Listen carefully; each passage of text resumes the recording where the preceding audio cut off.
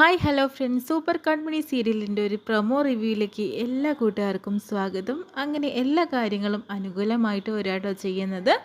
അതിനുശേഷം തന്നെ അച്ഛൻ നല്ല സങ്കടമുണ്ട്, കാര്യങ്ങളൊക്കെ പറയുന്നുണ്ട് കൺമണിയോട്. കൺമണി മോളെ, നീ ഇവിടുന്ന് പോയതിന് ശേഷം തന്നെ ഇവിടെ ഒരു ശൂന്യതയാണ് ഉള്ളത്. ധനലക്ഷ്മിയും അമ്മായിമാരും പിന്നെ മനോജ് ഇവിടെ ഇല്ലല്ലോ, ഇവർ രണ്ട് കൂട്ടരും തന്നെ എപ്പോഴും വഴക്കാണ്. നമ്മുടെ വീടും സ്ഥലവും അതുപോലെ ഒരു കരീം സാഹിബ് എന്ന് പറഞ്ഞിട്ടുള്ള ഒരാൾ വിലയ്ക്ക് വാങ്ങാനായിട്ട് നടക്കുന്നു. എല്ലാം കൊണ്ടും അച്ഛന് വയ്യാണ്ടായി മോളെ, എനിക്ക് ആകെ അസ്വസ്ഥതക്കേട്. നീ ഇവിടെ ഉണ്ടായിരുന്നെങ്കിൽ എല്ലാത്തിനും ഒരു പരിഹാരമായിട്ടെങ്കിലും ഉണ്ടാവുമായിരുന്നു. നിന്നെ കണ്ടാൽ ഈ അച്ഛന് ഇത്തിരി സമാധാനമായിരുന്നു എന്നൊക്കെ പറഞ്ഞു കൊടുക്കുമ്പോൾ കൺമണി പറയുന്നുണ്ട്, എല്ലാം റെഡിയാവും അച്ഛാ, അച്ഛൻ വിഷമിക്കേണ്ട, എല്ലാത്തിനും ഒരു പരിഹാരം ദൈവം കണ്ടിട്ടുണ്ടാവും എന്ന് പറയുന്നു. പിന്നീട് കാണിക്കുന്നത് അമ്മായിമാരും ധനലക്ഷ്മി കൂടി വഴക്ക് കൂടുന്ന കേട്ടോ. അതായത് വീടും സ്ഥലവും വരുൺ എന്തായാലും കരീം സാഹിബിന് എഴുതി കൊടുക്കാനായിട്ട് പോകുന്നു. അതുകൊണ്ട് തന്നെ ഇനി ആ 101 പവനും നിങ്ങൾക്ക് കിട്ടില്ല, മാത്രമല്ല ഞാൻ തന്നിട്ടുള്ള പൈസയൊക്കെ തിരിച്ചു തരണമെന്ന് അമ്മായിമാരോട് വാശി പിടിക്കുന്നുണ്ട്. ആ സമയത്ത് തന്നെ നീ എന്താണ് വിചാരിച്ചത്, ഞങ്ങളുടെ പൈസ നിനക്ക് തരണമെന്നോ? ഒരിക്കലുമില്ല, അത് ഞങ്ങൾ തിരിച്ചു തരില്ല എന്നൊക്കെ പറഞ്ഞിട്ട് അങ്ങനെ വഴക്ക് കൂടുന്നു. 101 പവനും 10 ലക്ഷം രൂപയും എന്തായാലും വരുണിന് തിരിച്ചു കൊടുക്കണമെന്ന് വരുണ് ധനലക്ഷ്മിയോട് വിളിച്ച് പറഞ്ഞിട്ടുണ്ടല്ലോ. അതിൻ്റെ ദേഷ്യത്തിലാട്ടോ ധനലക്ഷ്മി, കാരണം അത് കയ്യിൽ നിന്ന് ഇപ്പോൾ ഇല്ല, അതുകൊണ്ട് തന്നെയാണ്. പിന്നീട് നമ്മുടെ വരുണിനെ ഏട്ടോ കാണിക്കുന്നത് കരീം സാഹിബിൻ്റെ കാര്യത്തിൽ ഒരു തീരുമാനമെടുക്കണം. അച്ഛാ, എനിക്ക് തോന്നുന്നത് അയാൾ ആർക്കോ വേണ്ടിയിട്ട് കളിക്കുകയാണെന്നുള്ളതാണ്.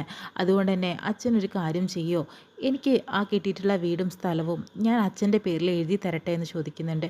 എൻ്റെ പൊന്നു മോനെ, വേണ്ട, ഈ വയസ്സാം കാലത്ത് ഇനി ഈ അച്ഛൻ എന്തൊക്കെയാണടാ താങ്ങേണ്ടത്?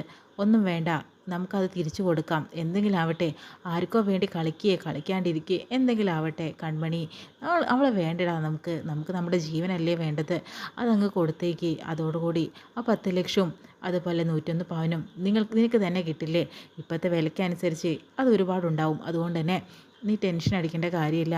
നീ അത് വാങ്ങിയിട്ട് നമുക്ക് സമാധാനത്തോടു കൂടി നല്ലൊരു പെൺകുട്ടിയെ വിവാഹം കഴിച്ച് ജീവിക്കാടാ എന്ന രീതിയിലൊക്കെ വരുണിനോട് അച്ഛൻ പറഞ്ഞ് മനസ്സിലാക്കി കൊടുക്കുന്നുണ്ട് കേട്ടോ. വരുണിനും അത് വിട്ടുകൊടുക്കാൻ തീരെ താല്പര്യമില്ല. പിന്നീട് കരീം സാഹിബ് ആണെങ്കിലോ ദേവ്ജിയും മഹിയും അതുപോലെ കൃഷും നിൽക്കുന്ന സമയത്ത് ദേവ്ജിയെ വിളിക്കുന്നുണ്ട്. കരീം സാഹിബ് പറഞ്ഞ കാര്യം നടത്തിയിരിക്കുന്നു ദേവ് സാർ എന്ന് പറയുന്നു. ഇനി ഒരു കാര്യമില്ല, കൺമണിക്കുട്ടിക്ക് ആ വീട് സ്ഥലം സ്വന്തമാണ്, അത് ഞാൻ തിരിച്ചെഴുതി കൊടുത്തിരിക്കുന്നു എന്ന രീതിയിലൊക്കെ പറയുന്നുണ്ട്. അതിലൊരുപാട് സന്തോഷിക്കുന്നുണ്ട് കേട്ടോ. അതിനുശേഷം തന്നെ കൃഷി ചിരിക്കുന്ന സമയത്ത് ദേവിജി പറയുന്നുണ്ട്, എന്താ നിൻ്റെ മുഖത്തിലുള്ള ചിരി എനിക്ക് മനസ്സിലായി, കൺമണിയെ നിനക്ക് തിരിച്ചു കിട്ടാനായിട്ട് പോകുന്നു, അതുകൊണ്ടല്ലേ? പാവം കൺമണി ഒരു അകപ്പെട്ടിരിക്കുകയായിരുന്നു അതുകൊണ്ടുകൊണ്ട് അവളുടെ ജീവിതം തകർന്നു എന്ന് വിചാരിച്ചു. ആ വരുൺ അവളെ കെട്ടിക്കൊണ്ട് പോകുന്നു നീ കരുതിയല്ലേ? ഒരിക്കലും ഇല്ലടാ, അവളൊരു പാവം കുട്ടിയാണ്, അതല്ലേ നീ ചിരിച്ചുകൊണ്ടിരിക്കുന്നതിൽ? അവളെ നിനക്ക് കിട്ടുമെന്ന സന്തോഷത്തിലല്ലേ? എന്തായാലും അവളെ നിനക്ക് തന്നെയാണ് കിട്ടുക, ദൈവം നിനക്ക് വിധിച്ചിട്ടുള്ളവളാണ്, നീ അവളെ സ്വന്തമാക്കിയിട്ട് തന്നെ നിൽക്കുള്ളൂ, അവൾ പാവം കുട്ടിയാണെന്നൊക്കെ പറയുന്നുണ്ട് കേട്ടോ. അതിനുശേഷം തന്നെ കൺമണിയോട് ദേവിച്ച് സാറ് പറയുന്നുണ്ട്, കൺമണി, നിൻ്റെ എല്ലാ സങ്കടങ്ങളും മാറാനായിട്ട് പോകുന്നു, നീ അറിഞ്ഞോ? നിൻ്റെ ആധാരം ഞാൻ തിരിച്ചു ഏൽപ്പിക്കുകയാണെന്ന് പറയുന്നു. എന്താ ദേവ് സാർ ഈ പറയുന്നത്? അത് ശരിയാണ്, വരുണിൻ്റെ അടുത്ത് നിന്ന് എങ്ങനെയാണ് സാറിന് ഇത് ലഭിച്ചതെന്ന് പറയുന്നു.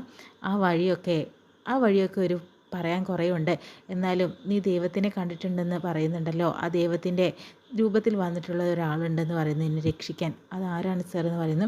അത് നീ ആഗ്രഹിക്കുന്ന കൃഷി തന്നെയാണ്, അവനാണ് നിനക്കിത് തിരിച്ചെഴുതി തരുന്നതും എല്ലാ കാര്യങ്ങളും നടത്തി തരുന്നത്. ഇനി ആരുടെ മുന്നിലും നീ തലകുലിക്കേണ്ടി വരില്ല. എന്തായാലും നിൻ്റെ സ്ഥലം അതുപോലെ വീടും നിനക്ക് സ്വന്തമാണ് കൺമണി, അവനോടാണ് നീ നന്ദി പറയേണ്ടതെന്നൊക്കെ പറയുന്നു കേട്ടോ. അതിനുശേഷം നേരെ അമ്പലത്തിൽ പോയിട്ട് നന്നായിട്ട് തന്നെ പ്രാർത്ഥിക്കുന്നു. ദൈവം കൺമണി അനുഗ്രഹിച്ചിരിക്കുകയാണ്, കൺമണി സന്തോഷത്തിലാണ് കേട്ടോ. ആ സമയത്താണ് അവിടെ കൃഷി വരുന്നത്. കൺമണി എന്ന് പറയുന്നു. നിറഞ്ഞ മനസ്സോടുകൂടി സന്തോഷത്തോടുകൂടി പ്രാർത്ഥിക്കുന്ന കൺമണിയെ നോക്കിക്കൊണ്ട് നിൽക്കാട്ടോ കൃഷ്. ആ സമയത്ത് വിളിക്കുന്ന സമയത്ത് തന്നെ കൃഷിൻ്റെ അടുത്തേക്ക് ഓടി വരിക കേട്ടോ. തൻ്റെ പ്രാണനും ജീവനും കൃഷാണ്. ആ കൃഷിൻ്റെ അടുത്തേക്ക് ഓടി വരിക. സന്തോഷം സമാധാനം എല്ലാം അവിടെ തന്നെയാണുള്ളത്. അങ്ങനെ ഓടി വന്ന് കെട്ടിപ്പിടിക്കുക കേട്ടോ കൺമണി. എന്തായാലും നല്ലൊരു പ്രൊമോ കേട്ടോ എന്ന് കാണിച്ചുകൊണ്ടിരിക്കുന്നത്. നാളെ ഇതിൽ നല്ലൊരു എപ്പിസോഡായിട്ട് നമുക്ക് വീണ്ടും കാണാം.